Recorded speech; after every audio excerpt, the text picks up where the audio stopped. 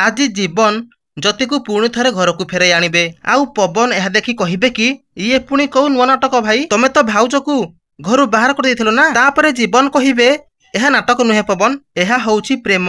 ज्योति को पाखरु अलगा रहिला परे मु अनुभव कली जे ज्योति को बिना मु अधूरा।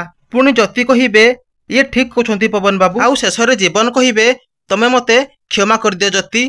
तापरे ज्योति कहिबे सान बाबू मु आपन को भल पाए, आउ भल पाइबारे सॉरी थैंक यू एसबुर किसी जगह नहीं। तापरे सेपटे मानसी एसबू देखी जलुथिबो, आउ घरर अन्य माने सबू खुशी होउथिबे। एहा परे जीवन ज्योति हातरे गोटे किस देबे, आउ ज्योति पूरा खुशी होई जिबे। तापरे जेजेमा थाई कहिबे ता माने तम दुई जनक भितरे जो दूरता थिला से सब एबे शेष होई सारिची। तापरे जीवन कहिबे जेजेमा बाहाघर तो हेई सारिची ना, तो एबे आउ निज भितरे झगड़ा करी किछि लाभ नाही।